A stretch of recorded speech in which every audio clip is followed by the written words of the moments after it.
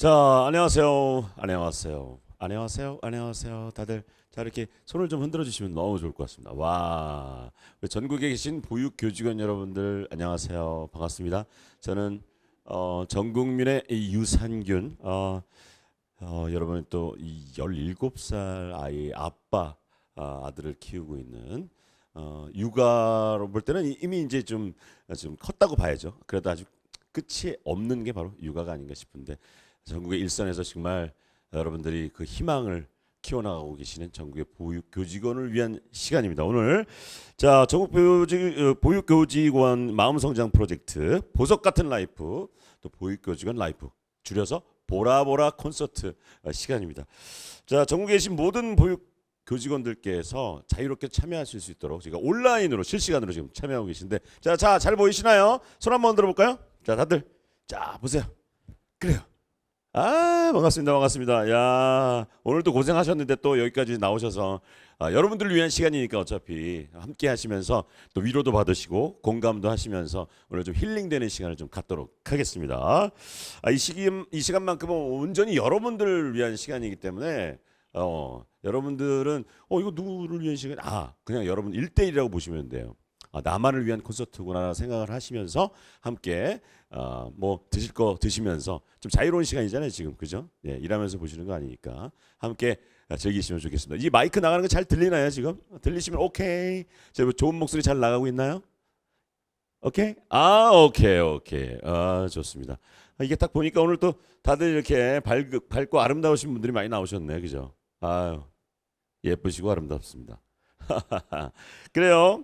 자, 지금부터 이제 시작하도록 할 텐데 보라보라 토크 콘서트 첫 번째 시간은 힐링 강연입니다. 보육교직원 여러분들께 힘이 되는 시간, 삶의 위로와 또 기쁨이 녹아 있는 시간.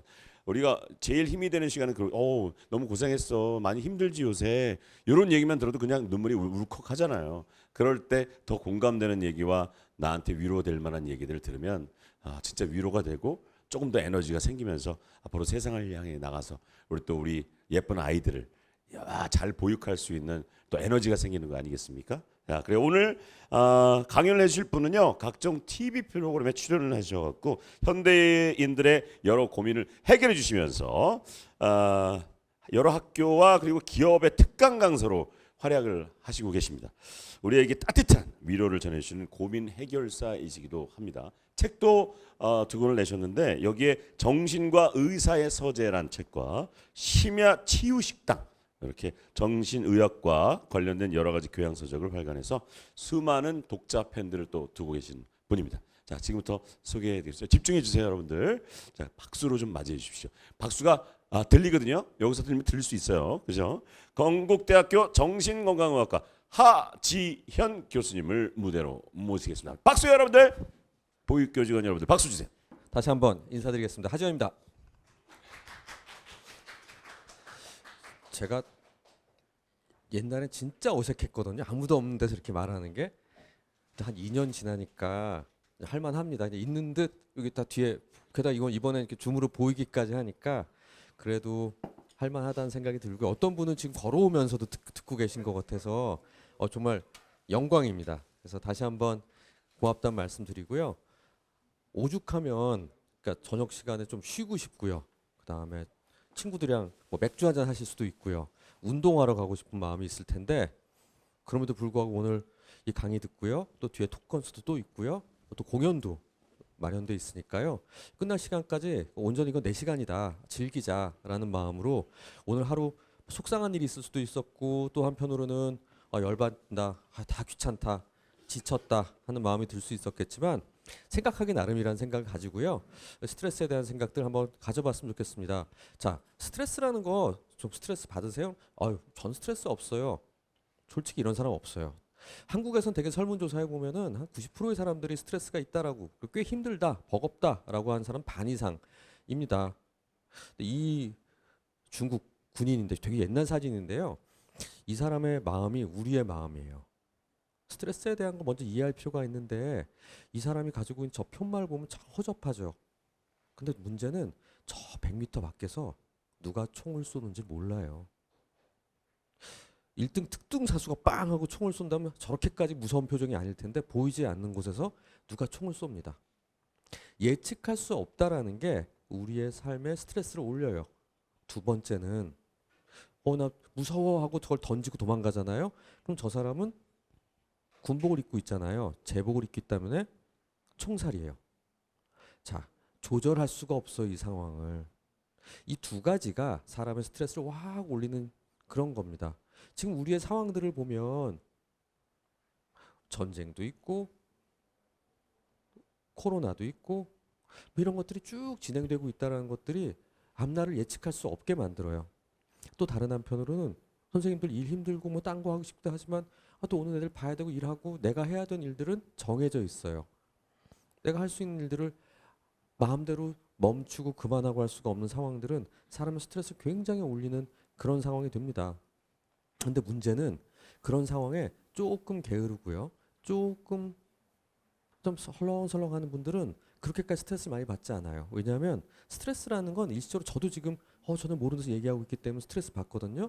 스트레스를 일시적으로 받으면 마치 엑셀을 딱 밟으면 차가 쭉 하고 나가듯이 수행 능력이 좋아집니다. 정신 바짝 차리니까. 근데 문제는 이게 한없이 올라가질 않는다는 거예요. 계속 올라가다 보면 내려가게 되고 내려가는 순간 어느 이상이 되면 집중력이 도리어 떨어져요. 우리가 한 4시 아이들이 몇 시쯤 돌아가는지 모르겠는데 조금 늦게까지 일을 하시게 되고 평소보다 좀 지치는 날에는 더 열심히 해야지. 잠깐 쉬고 싶지만 지금 마저 다 끝내버려야지. 이러다 보면 어이없는 실수를 하기도 하고요. 까먹기도 하고요. 그러다 집중력이 뚝 떨어지고요. 그러다 보면 자책하게 되고요. 이런 일이 생기게 되는 게 우리들입니다. 근데 문제는 제가 오늘 이 사진을 보여드리는 이유는 이런 거예요. 그럴 때 내가 못났다. 나는 끝장이다. 나는 이제 이 일에는 맞지 않나 봐. 라고 생각하지 마시라는 거예요. 더 중요한 건 여기 빨간 데에 나와 있는 부분들을 다시 앞으로 돌리면 되겠죠. 파란 쪽으로. 그러면 돌아와요. 그게 뭐죠? 오늘 같은 토크 콘서트 참여하시는 거고요. 뭐 일 끝나고 저녁에 오늘 맛있는 거 먹어야지 하고 친구분이랑 맛있는 거 먹은 것도 방법이고요. 아니면 저녁에 기분 좋게 산책하시는 거. 이런 것도 우리가 할 수 있는 스트레스를 해결하는 방법인데 그런 걸 통해서 살짝 줄이면 다시 일상으로 회복이 가능해지거든요. 근데 우리는 그걸 잘 하지 못하는 분들이 많아요. 특히나 우리 여성 어린이집 선생님들은 대부분이 여성분들이 많으신데 집에 가면 또 결혼하고 또 내 애가 있는 집들은 집에 가서 또 일하고 애들 챙기고 난 쉬는 게 없는 시간, 내 시간은 없는 것 같아요 라는 말을 하는 워킹맘들 정말 많이 봅니다. 바로 그럴 때 가랑비에 옷 젖듯이 내가 아무리 튼튼하고 성실하고 열심히 살려고 하더라도 바로 그런 부분들 안에서 지치고 힘들고 괴로워지고 하다 보면 매에는 장사가 없다라는 생각을 하게 되는 거죠. 근데 그럼 스트레스가 없으면 불안해지고 걱정도 안 하게 될 테니까 좋지 않아? 라고 생각할 수 있지만 실은 그거는 그냥 물이 살짝 끓어오르는 거랑 똑같아요. 적당히 염려하고요. 적당히 긴장하는 거. 제가 오늘 이제 시작하기 전에 오늘 무슨 얘기를 할까 약간 염려를 했고요. 보이지 않는 데서 선생님들이 어떻게 반응을 보일까 하면 살짝 긴장하고 얘기를 하고 있습니다. 근데 그게 지나치게 되면 어느 순간 딱 걱정이 되고요. 어느 순간 불안이 돼요. 걱정은 내 머리에서 하는 거고요. 불안은 심장이 벌렁벌렁 뛰는 것 같이 내 몸이 하는 겁니다. 약간 나눠서 생각해 보시면 좋을 것 같아요. 그래서 어떤 분은요. 심장이 벌렁벌렁 뛰는 것부터 시작하다 보면 이거 뭘 놓친 거지? 막 걱정을 하게 되고요. 걱정을 막 하다 보면 심장이 벌렁벌렁 뛰는 일이 생기게 돼요. 그럼 악순환이 벌어지면서 우리는 실수하고 입이 바짝 타고 화장실 가고 싶고 심장이 벌렁벌렁 뛰고 온몸이 아프고 손발이 차지는 그런 일까지 가게 됩니다.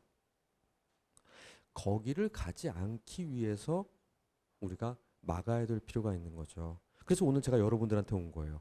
스트레스라는 건 사실은 나를 안전하게 지키기 위해서 하는 거지만 그것을 넘어설 때 우리는 힘들어지고 울컥하게 되는 일이 생기게 됩니다. 이번 여름에 경포대를 갔습니다. 경포대에 가서 우리가 바닷가에 살짝 들어갔는데 한 배꼽까지 오는 물에 있을 때는 파도가 치더라도 무섭지가 않아요. 그 일상생활 속에서 일어난 스트레스라고 생각합시다. 배꼽 정도의 스트레스가 있을 때. 근데 차곡차곡 쌓여서 경포대 바닷가에 약간 한 이 정도 가슴까지 오는 물까지 간다고 생각해 보세요. 그러면 조금만 파도가 와도 왈칵하고 내 얼굴이 뒤집어 쓸 수도 있겠죠. 무서워져요. 찰랑찰랑하는 순간이 와요. 근데 그게 그때 찰랑하고 겁나게 되는 게 이만한 커다란 일이 벌어져서 그러는 게 아니라 그냥 작은 일이 나를 울컥하게 하는 겁니다. 왜냐하면 쌓이니까 쌓여서 내 가슴까지 올라왔기 때문에 어느 순간 작은 일이 벌어졌을 때 나를 힘들게 하는 거예요. 그럼 어떻게 해야 될까요? 내가 키가 확 커지면 될까요? 솔직히 말해서 그럴 때 조금 나이 드신 선생님들은 이런 얘기 해요. 선생님 제가 그릇이 커져야 되는데 내가 더 마음이 커져야 되는데 제가 그럼 이렇게 위로를 드립니다. 아니에요. 우린 그릇은 안 커져요. 미안하지만 우린 다 거기서 거기에요. 다만 우리를 잘 관리해야 돼요 라고 말씀드립니다. 여기서 있는 부분을 살짝 낮추면 또 돌아오는 거예요. 그게 우리 인생입니다. 그래서 오늘 우리가 같이 이야기하고 생각을 바꾸고 생각의 틀들을 바꾸는 걸 통해서 우리는 충분히 바꿀 수 있는 마음의 태도로 스트레스를 잘 관리할 수가 있어요. 즉 그 얘기는 뭐냐면요. 스트레스를 완전히 없애고 싶어 라는 건 불가능하다는 겁니다. 그럼 마치 중력과 같고 면역력과 같은 거예요. 적당한 정도의 스트레스는 우리를 튼튼하게 만들어줍니다. 외상 후 성장이란 말이 있어요. 나쁜 일을 경험하게 될 땐 그것이 역경이 되고 고난이 된다면 나는 더욱 튼튼해져요. 마치 코로나 백신을 맞고 나면 내 안에 면역력이 강해져서 코로나를 싸워 이길 수 있게 되듯이 가끔 넘어질 수도 있고요. 가끔 좀 약간 맛이 간 음식을 먹어도 내가 견뎌내면 훨씬 내 몸이 튼튼해질 수도 있는, 모든 약은 독이라고 하잖아요. 잠깐의 백신과 같은 일들이 나에게 일어났다라고 생각한다면 어떤 사람에겐 그게 트라우마일 수 있지만 돌이켜보니까 날 더 튼튼하게 만들어줬어 하는 역경이 될 수도 있는 겁니다. 왜냐하면은 고통스러운 일이나 고난이 될 만한 일들은 나한테 그게 없었으면 좋겠어. 그게 왜 일어났지라고 생각할 수 있지만 그걸 해결하는 정말 중요한 생각 중에 하나는 우리 인생 속에 그게 구성되어 있다라고 보는 거예요. 살다 보면 고통이라는 것, 괴로움이라는 것도 실은 내 안에, 나의 삶 안에 몇 번 정도는 존재할 수밖에 없는 일이에요. 그걸 먼저 받아들이는 걸 수용이라고 합니다. 그 수용 다음으로 우리가 하게 되는 건 그 외에 더 좋은 여러 가지 것들이 있다는 걸 이해하는 거죠. 제가 몇 년 전에 제 환자분 때문에 너무너무 속상한 일을 경험했어요. 너무너무 속상하고 힘이 빠져가지고 그냥 다 그만두고 싶더라고요. 그냥 쉬고 싶고 더 이상 진료하는 게 무서웠어요. 근데 그때 떠오른 거는 그 한두 명이 아닌 나머지 저를 기다리고 있는 수백 명의 환자들이었어요. 이분들을 내가 도와줘야지. 이분들과 함께 이분들이 좋아지고 있는 걸 내가 계속 끌고 가야지. 그걸 생각하고 견뎌냈어요. 그리고 나에게 무척 속상한 일이 생긴 게 한편으로는 내가 참 운이 좋았구나. 지금까지 별로 큰 일을 겪지 않은 걸 보니까 라는 생각을 하게 됐습니다. 그러면서 추스리고 그 꾸렁에서 또랑에서 빠져나올 수 있었거든요. 마찬가지로 우리가 마음먹기 따라 다르다. 모든 건 정신일도 하사불성이다 얘기하고 있는 건 아닙니다. 하지만 살다 보면 확률적으로 안 좋은 일들을 경험할 확률은 있어요. 하지만 내가 왜 이렇게 재수가 없을까? 내가 뭘 잘못했을까? 후회한다, 자책한다 이렇게 생각할 필요 없이요. 전 마치 이렇게 생각합니다. 내가 아무리 안전운전을 하더라도요. 갑자기 중앙선 넘어오는 차에 치일 수도 있어요. 부딪힐 수 있는 거죠. 마찬가지로 어쩔 수 없이 우리 삶에서 일어난 사건들이 있고요. 그것 또한 우리 삶 속에 존재한다는 거죠.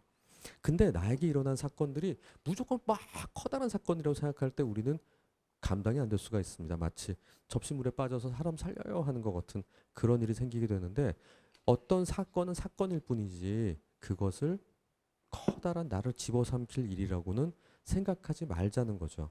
바로 그럴 때 중요한 거는 그냥 한번 바라보는 거예요.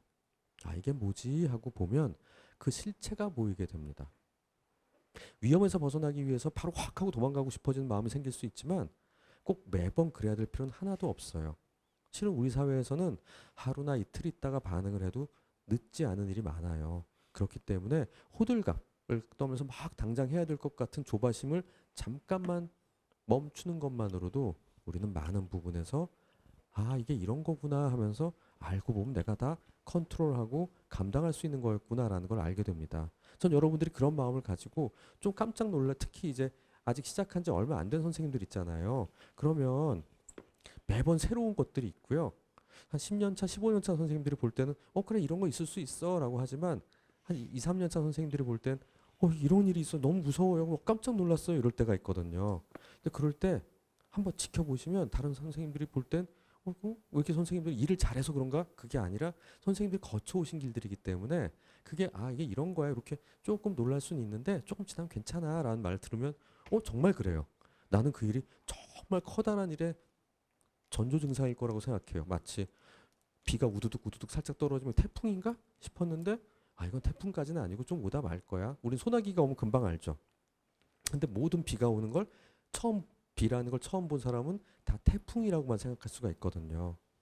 근데 조금 지나 보면 그 비가 계속 올 줄 알고 무조건 뛰어가서 젖기만 하죠. 근데 지혜로운 사람들은 소나기라는 걸 알면 야, 잠깐 쉬었다 가자 하면서 지나간 소나기를 앉아서 기다리다 보면 쭉 지나가고 잦아지면 그때 걸어가죠.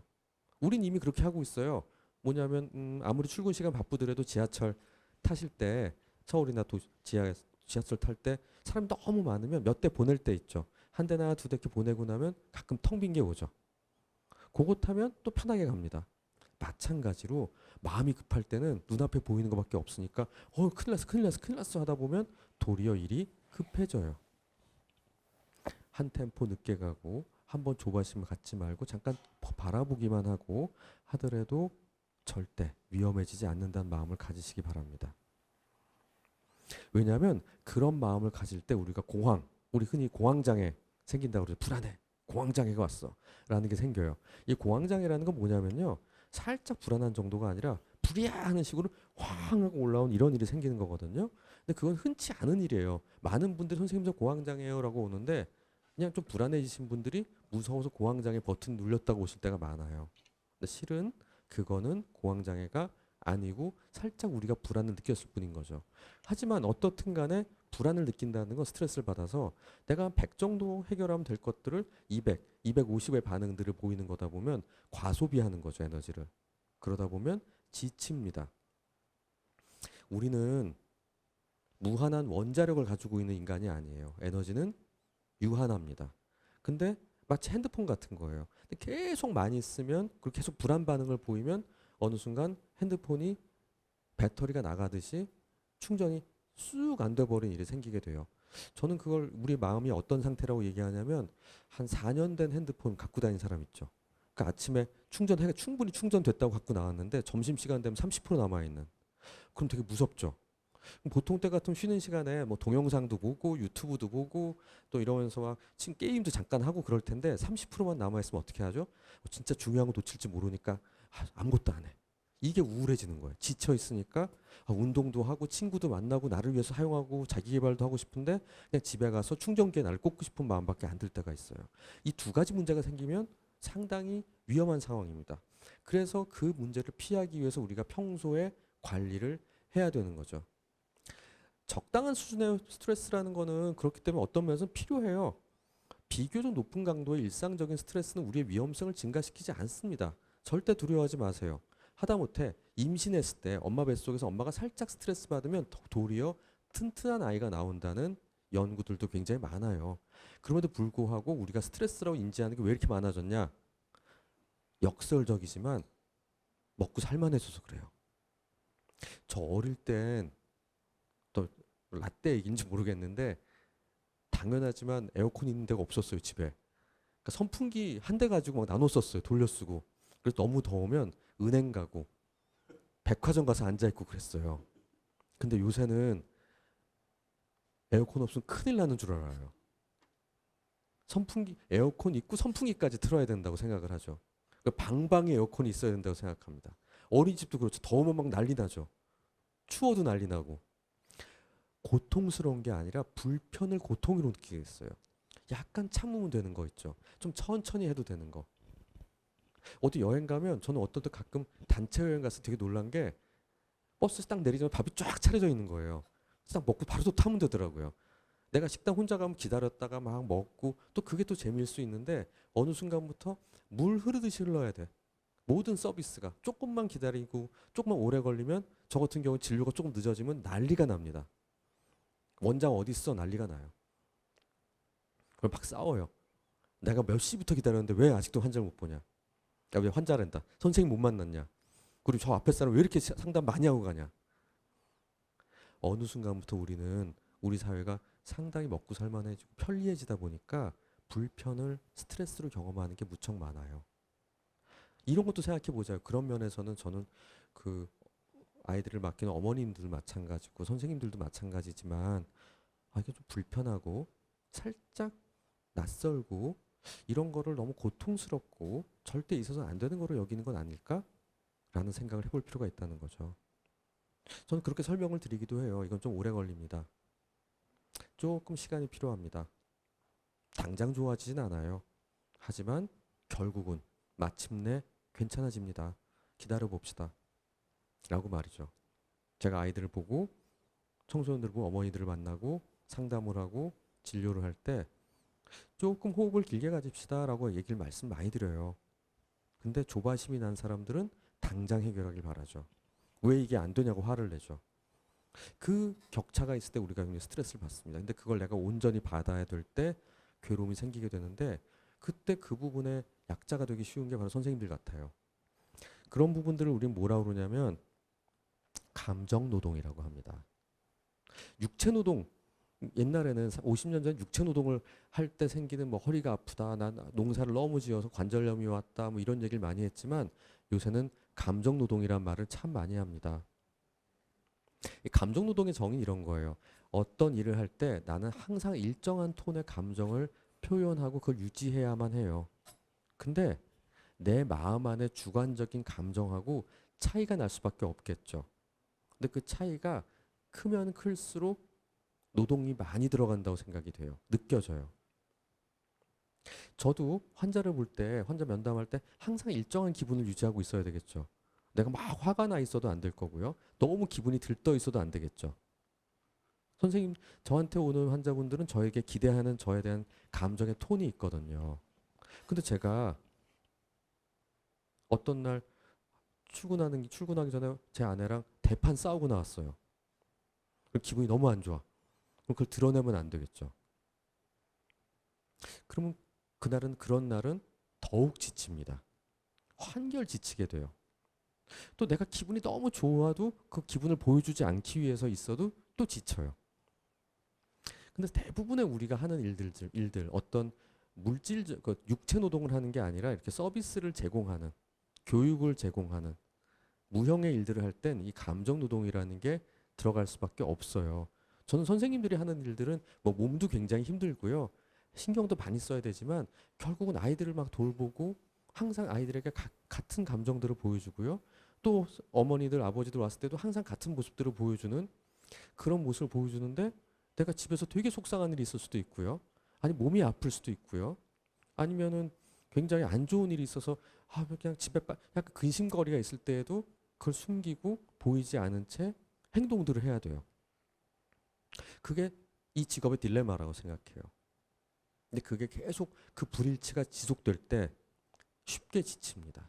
그거를 감정 불일치라고 말해요. 그러다 소진이 오는 거, 더 빨리 소진이 오는 거죠. 그럼 이걸 해결하는 길은 뭐냐? 내 감정을 잘 컨트롤해야 되는 거예요. 일을 하러 갈 때는 딱 하고 두고 이건 이거야 하고 일이 끝나고 나면 또 거꾸로도 이런 것도 여러분들 일하시면서 기분 나쁜 일이 속상한 일이 있었어요. 선생님들끼리 좀 다툴 수도 있고요. 아니면 누구 아이 때문에 조금 가슴이 아프고 좀 마음이 아프고 또 어떤 날은 굉장히 지쳤어요. 그런 상태가 와서 또 집에 돌아갔습니다. 집에 돌아갔더니 그 감정을 쏟아 부을 상대가 생기게 돼요. 뭐 아이가 말을 잘 안 들어. 그럼 애한테 막 화를 내요. 내 아이한테. 그러면 또 속상해요. 악순환에 빠지게 되는 일이 생겨요. 또 이때 필요한 건 뭐냐? 내 감정에서 직장에서 있었던 감정은 여기다 두고 퇴근하자. 그런 훈련이 돼야 된다는 겁니다. 바로 이런 부분들이 감정 노동을 하는 사람들이 가져야 되는 굉장히 중요한 일이에요. 직무에서 요구도는 높은데 나의 자율성이 낮으면 낮을수록 소진이 빨리 와요. 근데 선생님들이 꼭 해야 되는 일들이 많기 때문에 너무 굉장히 자율적으로 일을 하고 계시지만 마음으로 내가 자율적이지 않다라고 느낄 가능성이 많거든요. 특히 아직 전연차 선생님들인 경우에. 그렇기 때문에 빨리 숙련도가 올라가셔가지고 내가 내 이 일에 대해서 자신감이 있고 내가 자율적으로 내가 일을 잘 처리하고 있어라는 생각이 들면 확실히 편해지십니다. 훨씬 나아지신 면들을 가질 수 있어요. 그렇기 때문에 내가 하는 일에 대한 자율성, 내가 컨트롤할 수 있다라는 것을 알고 내 감정을 내가 출근할 때 잘 셋업하고 컨트롤할 수 있으면 감정 노동에 의한 불일치가 훨씬 줄어들게 되고 덜 지치게 됩니다. 일을 한다는 데 있어서 솔직히 스트레스가 없을 수는 없어요. 하지만 가능하면 덜 힘들게 지치지 않고 일을 할 수 있었으면 좋겠거든요. 바로 그런 부분을 위해선 내가 하는 일에 대한 생리가 어떤 것이고 이 감정이 어떤 방식으로 움직이고 있고 이 감정이란 것들 내가 어떻게 컨트롤할까 이슈가 굉장히 중요하다는 생각이 들어요. 누가 미워. 이런 감정도 다 필요한 감정이에요. 화가 나. 다 필요한 감정이에요. 나를 지켜주고요. 밉다란 마음 안에 사실은 되게 좋아하고 저 사람에 대한 호감이 있다는 의미이기도 하고요. 그건 언제든지 전환될 수 있는 감정들이거든요. 그런 감정들 느끼는 건 굉장히 중요한데 그걸 느낄 줄 모르는 분들은 그냥 화가 나, 짜증나, 열받아 이런 얘기만 하세요. 애들 보면 특히 그렇거든요. 모르겠어요 하면서.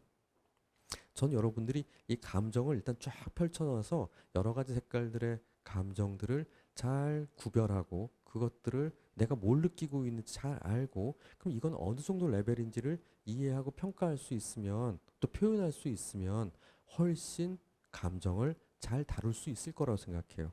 감정을 잘 다룰 수 있어야만 내 스트레스도 잘 다룰 수 있을 거라고 저는 믿기 때문이에요. 왜냐하면 이 감정이라는 거는 계속 위에서 밑으로 흘러내려갑니다. 밖에서 화가 난 일이 있었습니다. 밖에서 화가 난 일에서 집으로 왔어요. 집에 왔더니 아이가 아직도 뭐 예를 들면 중학생인데 학원 가야 되니까 자고 있어. 울컥하죠. 나 이렇게 힘들고 이렇게 고생해가지고 일하고 집에 왔는데 얘는 자고 있어. 그럼 등짝 팍 때립니다. 이게 뭐냐고. 엄마 이렇게 고생하는데. 그래서 엉엉 울죠. 애는 애대로 황당하죠. 이게 왜 그러냐면 보통 때 기분이 여유가 있을 때는 집에 왔을 때 애가 좀 아파서 약간 끙끙거리면 자고 있으면 머리부터 대보고요. 열 있나 보고요. 그럴 텐데 그 여유를 가지고 남을 먼저 볼 텐데 나 자신이 힘들어. 내 감정이 부정적인 거로 차 있어. 그럼 어딘가 쏟아부을 때가 필요한 거예요. 그게 화풀이입니다. 나도 모르게 어딘가에서 화풀이를 할 때가 있어요. 또 여러분들이 반대로 피해자가 될 때도 있는 거죠. 그냥 보통 때는 괜찮고 나이스하던 어떤 아이의 어머니가 갑자기 너무 화를 내요. 왜 그러시지? 할 때는 대부분 뭔가 어디선가 기분 안 좋은 일이 있던 분이에요. 저도 그럴 때가 많거든요. 이렇게 오면 이분이 왜 이렇게 나한테 화를 내죠 오늘? 나중에 얘기 들어보면 그 다음번에 오셔가지고 미안하다고 그러더라고요. 자기가 무슨 일이 있었다. 그래서 선생님 나 도집에 가는 길에 정신 번쩍 나면서 내가 왜 너무 과하게 얘기한 것 같다. 그러실 때가 있어요. 우리는 이런 메커니즘으로 부정적인 감정이 특히 위에서 밑으로 흘러내려간다는 걸 이해하고 어떨 땐 내가 그것의 당사자가 되기도 하고 어떨 땐 내가 그것의 피해자가 되기도 할 수 있다는 걸 이해하면 감정의 흐름을 잘 파악할 수 있고 그렇기 때문에 더욱더 내 선에서 끊는 게 필요해요. 내가 그 부정적인 감정을 다른 방식으로 순화해서 풀어내는 게 필요하다는 거죠. 감정은 밑으로 흘러내려오는 그런 조작들을 갖고 있다는 겁니다. 왜냐하면 그런 것들을 쭉 계속 하다 보면 제가 제일 무서운 일이 벌어집니다. 바로 번아웃이에요. 번아웃은 다 타버렸다는 뜻이죠. 이게 그동안은 그냥 문학적 비유? 뭐 이렇게 쓰였는데 2019년에 WHO에서는 이렇게 말했습니다. 질병은 아니지만 직업 관련 증상이다 이게. 과도한 근무 시간과 근무량으로 인해서 피로가 쌓여 모든 것에 무기력, 의욕 상실, 분노, 불안감을 느끼는 현상을 번아웃이라고 얘기합니다. 근데 문제는 이렇게 되면 매사가 냉소적이 되고요. 일이 조금만 올라가고 지치고요. 작업 능력 효율이 뚝 떨어지는 일이 벌어지게 돼요. 우린 그걸 피해야만 됩니다. 스트레스를 살짝 받는다는 건요. 바짝 올라가는 힘을 줘요. 마치 모닥불에 석유가 올라가서 불이 활활 타는 것 같이. 근데 우리 MT나 워크숍 가가지고 끝날 때쯤 새벽에 뭐 맥주 한잔 하러 밖에 나가서 한잔 할까 하고 나가보면 다 타버려 있는 장작만 있는데 석유를 부으면 연기가 풀썩 납니다. 아무 의미가 없죠.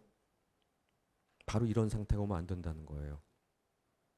너무 지치기 전에 회복이 되기 전에 번아웃을 예방해야 됩니다.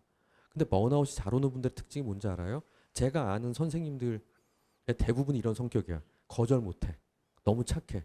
거의 거절 못하면 암이야 거의 수준이. 그냥 무조건 네네 해드려야죠 이러고요. 나보다 남을 먼저 봐. 책임감 대빵 많아. 내가 다 해결해야 돼. 그러면서 사람들이 감사합니다 이 말이 눈 녹듯이 사라져. 모든 힘든 게. 근데 그 말이 없으면 금방 풀이 확 죽어. 내 얘기야 이런 분들 많을 것 같아. 거절 못하고 남을 먼저 생각하고 내가 다 해야 돼. 다 안고 가. 근데 아무도 고맙단 말 안 해. 자 그럼 어떤 일이 벌어지죠? 어느 순간 아유 서운하다.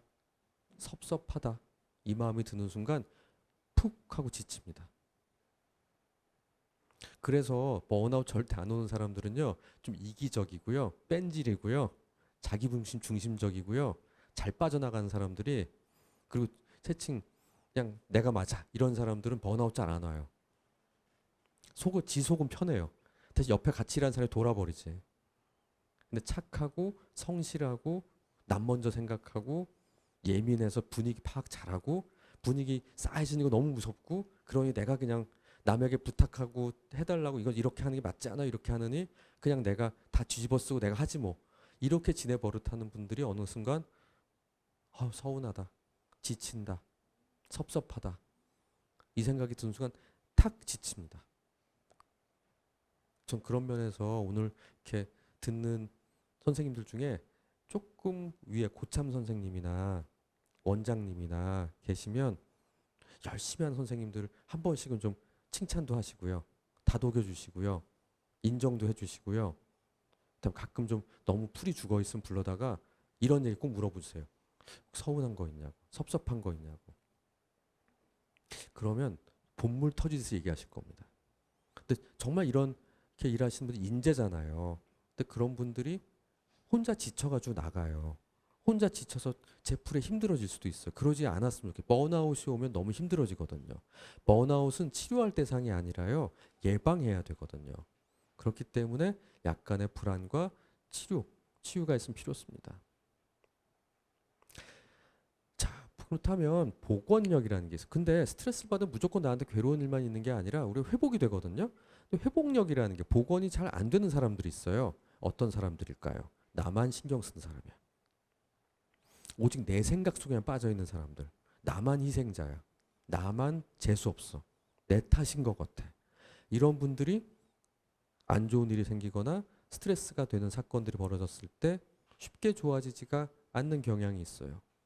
또 이런 분들에게 제가 곧 회복력이 좋은 사람들이 괴로운 일을 경험했을 때 어떤 생각을 가져야 되냐? 내가 피해자가 아니라 생존자라고 생각을 해야 돼요. 앞날을 보고 고통을 달랠 수도 있고요. 좋은 말입니다. 삶의 고통을 인정하고 고통을 안고 살아가는 현실을 받아들일 수도 있고요. 더 좋은 생각을 할 수도 있어요. 다 맞는 말이지만 정말 중요한 얘기는 피해자가 아니라 생존자. 그 얘기 뭐냐면 내가 가지고 있는 것들을 확인하면서 이 정도니 다행이야 라는 생각을 하는 겁니다. 저는 그게 굉장히 중요하다고 생각해요. 행복하고 싶어 합니다. 우리는요. 살면서요. 근데 생각해보면 행복이란 게 뭐냐면요. 이런 겁니다. 내가 원하는 것을 얻었어요. 어떤 시험을 봤는데 붙었어요. 승진을 하고 싶었는데 승진을 했어요. 좀 흔치 않은 일이지만 이런 일이 생기면 행복합니다. 근데 시험을 봤는데 떨어졌어요. 어딘가 회사를 옮기고 싶었는데 안 됐어요. 저 사람이 날 좋아해 주길 바랐는데 아니래요. 원하는 걸 얻지 못했어요. 그럼 우린 불행하다고 얘기합니다. 자, 세 번째 뭐가 있을 수 있죠? 원하지 않는 게 생겼어요. 우리 어머니가 건강할 줄 알았는데 병에 걸렸어요. 원치 않는 병에 걸린 사람이 나왔어요. 자동차가 제가 몰고 다니는 자동차 별일 없을 줄 알았는데 고장이 났어요. 원치 않은 일이 생겼는데 수리비가 너무 많이 나왔어요. 원치 않는 게 생겼어요. 불행이라고 여깁니다. 우리 머릿속에서는 이렇게 돌아갑니다. 그렇게 되면 당연히 원하는 게 안 되는 거랑 원치 않는 걸 얻게 되는 게 보여요. 근데 원하는 걸 얻게 되는 경우는 드물어요. 2대 1로 안 좋은 게 더 많아요. 산술적으로 우리는 그래서 나는 불행하다고 여기는 사람들이 많을 수밖에 없습니다. 그게 인간이에요. 근데 여기서 빠져있는 한 분면이 있어요. 4개 중에 원하는 걸 얻는 거, 원하는 게 안 되는 거, 원치 않는 게 생긴 거. 뭐가 빠졌죠? 원치 않는 게 생기지 않은 것. 식구들 중에 병에 걸린 사람이 아무도 없어요. 다친 사람도 없어요. 크게 손해날 일이 없었어요. 자동차 뭐 차 오래됐지만 아직까지는 잘 굴러가요. 아이가 학교를 별로 싫어하지 않고 다니고 친구도 있어요. 아무도 뭐 안 다닐 줄 알았는데 이걸 뭐라 그러냐면 다행이라고 합니다. 이것도 좋은 거죠. 근데 보이지 않아서 모르고 있을 뿐이에요. 근데 우리 많은 것들을 잊어버리고 보지 않고 있습니다. 그게 뭐라고요? 라고 생각하지만 원치 않는 일이 일어나지 않았으니 얼마나 다행인가 라고 생각해 보는 거죠. 고통스러운 일이 경험했을 때 나 이거 원치 않는 일이 생겼지만 그만큼 일어나지 않은 많은 것들이 있음을 보자는 거죠. 저는 그게 우리에게 삶에 버티고 앞으로 나아가고 그냥 뚜벅뚜벅 걸어갈 수 있는 중요한 힘을 주는 생각이라고, 마음의 힘이라고 저는 생각해요. 바로 그런 부분들을 우리가 항상 가져야 된다는 거죠. 제 아이는 이제 지금 대학생인데요. 지금 2학년이에요. 근데 1년 반을 비대면 수업을 했습니다. 그러니까 그러다 2학년 초에 처음으로 무슨 신입생 환영회 간다고 갔어요. 근데 다 서먹서먹하죠. 근데 이미 친해진 애들이 보이더래요. 2학년 중에 자기 동기들 중에 쭈삣쭈삣하다 왔어요. 그러면서 학교 한 번도 안 가더라고요. 모임에 한 번도 안 나오고 그냥 수업만 들어요. 그리고 고등학교 동창들이랑만 어울려요. 그러니까 그냥 고등학생 생활을 하고 있는 거예요.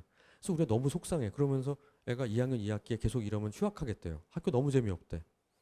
사이버 대학생이래. 내가 봐도 그래요. 그러다 2학년 2학기가 대면 수업을 하니까 애가 학교를 다니기 시작했습니다. 아슬아슬했는데 너무 다행히 학교가 재밌어. 친구도 좀 사귀었어요. 근데 문제는 지금 중간고사 이제 며칠 끝났는데 집에 안 와 애가. 그 집에서 학교에서 공부한다고 하는데 제가 걔 체크카드를 줬거든요. 뭐 밥 먹으라고.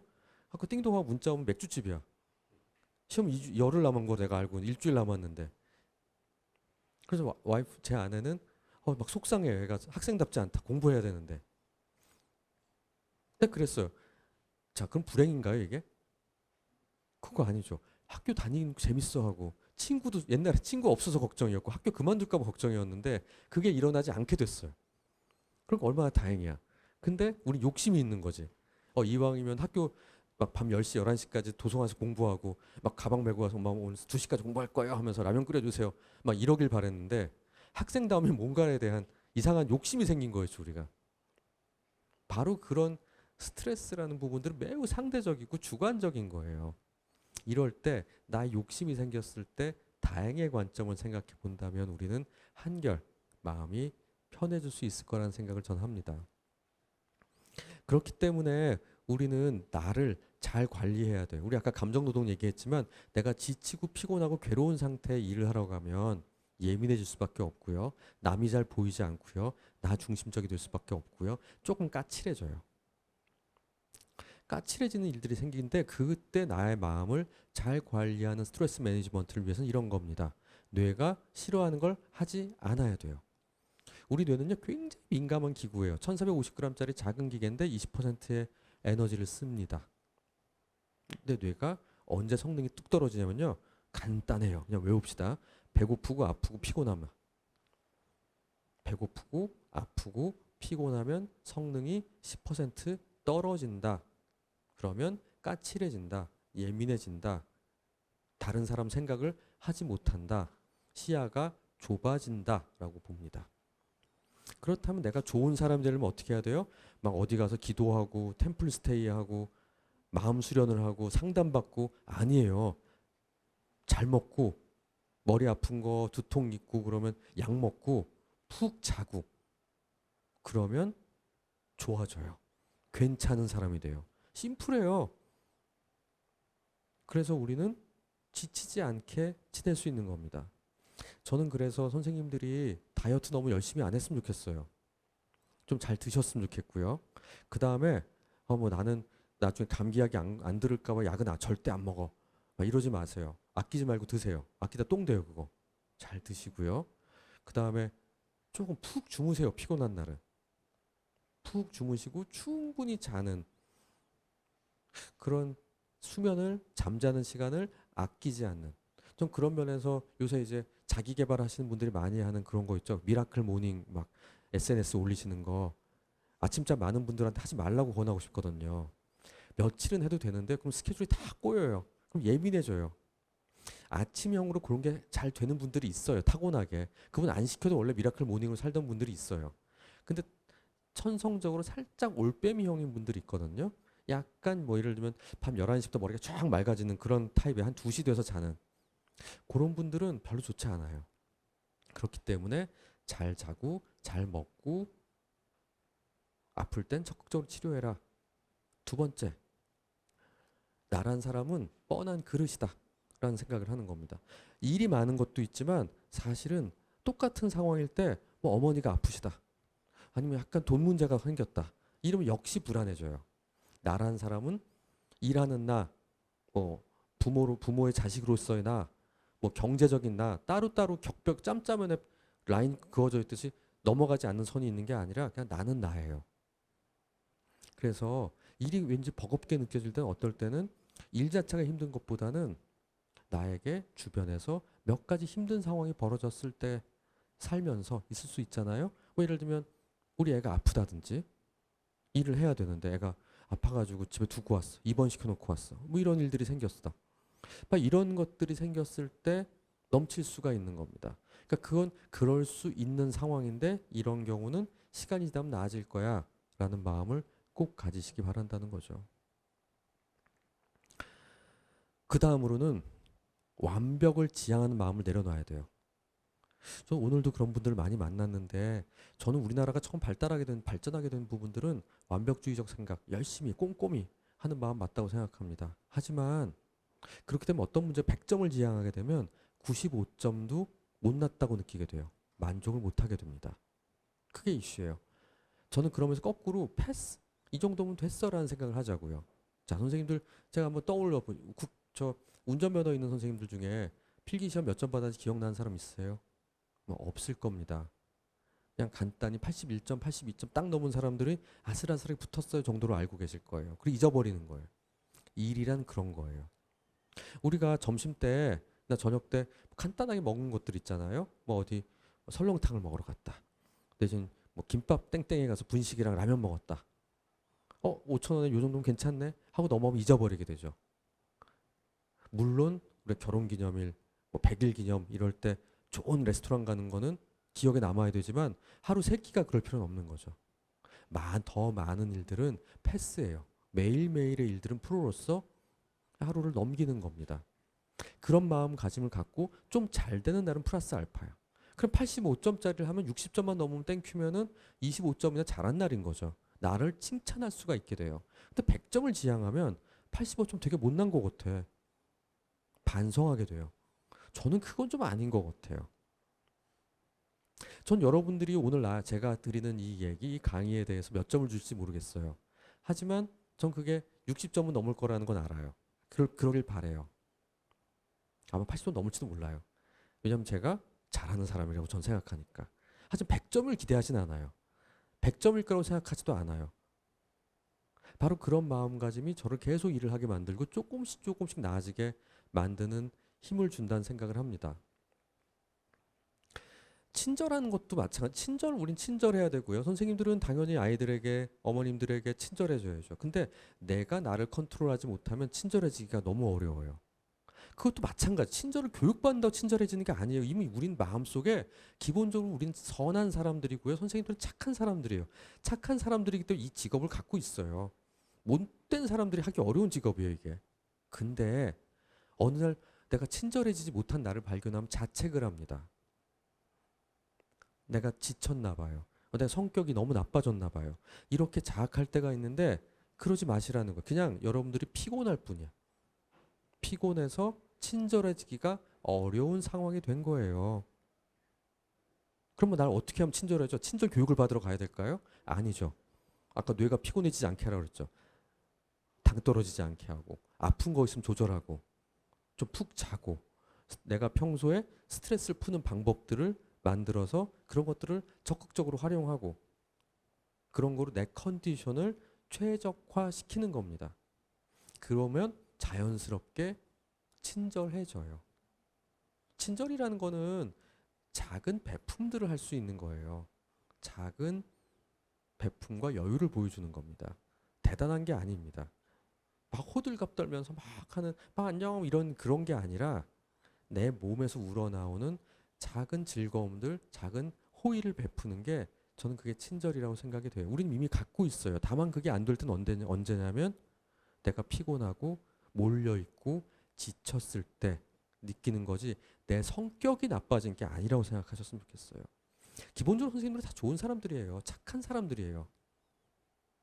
이 착한 사람들이 좀 피곤하고 배고프고 약간 몰려있고 지쳤을 때 압박감이 들었을 때 내가 나답지 않게 돼요.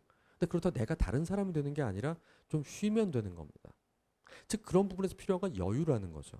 적극적으로 내가 여유를 가지려고 노력을 해야 돼요. 여유란 물질적 여유가 아니라 나를 뒤로 물리고 볼 수 있는 정신적 폭이 넓다는 걸 의미한다는 걸 우리가 잊지 않았으면 좋겠다는 거죠. 중요한 부분들은 결국은 이런 겁니다. 잘 쉬어야 돼요. 선생님들이 지금 한번 생각해 보시기 바라요. 나는 뭘 하고 쉬지? 내가 뭘 하고 쉬는지 떠오르지 않는 분들이 문제예요. 저는 여러분들이 쉴 수 있는 방법들을 많이 개발하셨으면 좋겠어요. 저는 TV 보는 것도 좋아하고요. 만화책도 되게 좋아하고요. 책 보는 것도 좋아하고요. 술 한잔 하는 것도 되게 좋아하고요. 운동, 달리기 합니다, 저는. 피트니스 요즘 다니고 있고요. 집에서는 고양이 키우면서 걔랑 놀고 뭐 이런 것들 좋아합니다. 행복하다라는 건 우연히 나에게 다가오는 게 아니라요. 큰 일이 벌어지는 게 아니라 자잘한 몇 개의 좋은 일들이 생기는 겁니다. 행복이란 인텐시티, 강도가 아니라 프리퀀시, 빈도입니다. 소소하지만 사소한 행복을 찾으려고 노력한다는 게 무척 중요해요. 전 그 옛날 아파트에 그 야외 주차장 있는 그런 데 살고 있어요. 그리고 오래된 아파트라서 숲도 있고요. 그래요. 근데 제 차 트렁크에 저는 고양이 간식들을 몇 개 싣고 다닙니다. 우리 집 애들이 안 먹는 애들이 입이 짧아가지고 안 먹는 것들이 있거든요. 그럼 싣고 다녀요. 그럼 가끔 길냥이들이 왔다 갔다 하는 게 보여요. 그럼 얘들한테 몇 개 따줘요. 그러고서 한 바퀴 삥 돌고 돌아오면 정말 거기에 그 자리에 그 음식이 있었는지 모를 정도로 깨끗해져 있는 걸 발견해요. 그러면 저 특히나 그 빼짝 마른 애들이 허겁지겁 먹는 걸 보면 기뻐요. 얘들 입장에서는 정말 이상한 것만 쓰레기 같은 거 먹다가 하루 진짜 양질의 캔을 먹은 거잖아요. 와 진짜 기분 좋겠다 이것들. 무슨 횡재일까 싶겠다. 라고 생각하면서 제가 기분이 좋아져요. 그냥 한 4,500원 정도 들인 작은 즐거움이죠. 그런 식으로 하나 둘의 즐거움들을 찾습니다. 그런 면에서 전 여러분들이 쉴 수 있는 방법들을 봤으면 좋겠는데 BBC에서 135개국에 살고 있는 18,000명의 사람들에게 설문조사를 했어요. 그래서 1등에서 10등까지 랭킹이 만들어졌습니다. 제가 한번 그거를 마지막으로 쭉 얘기 드리려고 해요. 10등 나를 돌아보는 명상. 이건 있어 보이는 거 그냥 쓴 것 같아. 제낍시다. 9등 텔레비전 보자. 그래 제발 여러분들 TV 보는 거 난 멍 때리고 밤에 와가 TV나 보다 끝났어. 죄책감 같이 뭐 전 세계 사람들이 9등으로 꼽은 겁니다. 굉장히 꽤 괜찮은 휴식이다. OTT 정주행 하세요. 두 번째 8등 잡념. 그냥 멍 때리면서 이런저런 생각하는 거 있죠. 그것도 되게 괜찮아요.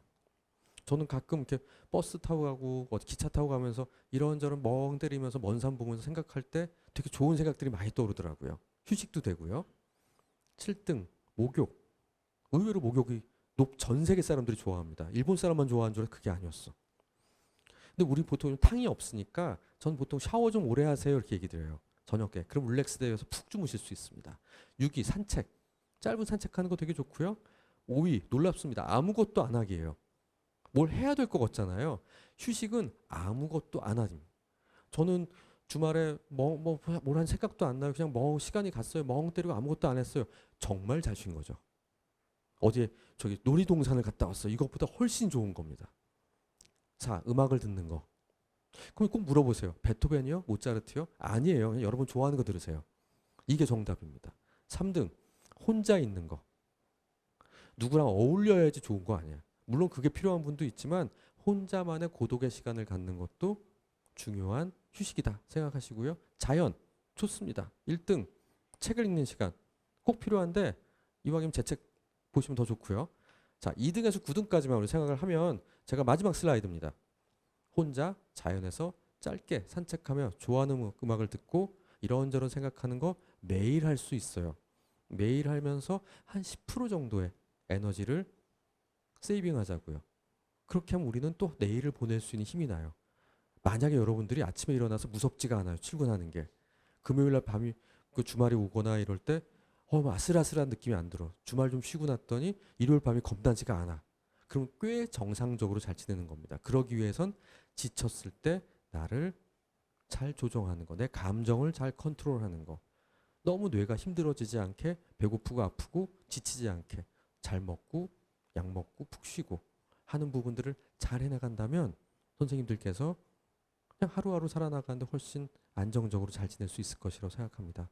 오늘 이렇게 짧은 시간에 여러분들하고 만나서 너무 반가웠고요. 여러분들 지내는 날 스트레스 잘 매니지하면서 잘 지내시도록 바랍니다. 감사합니다.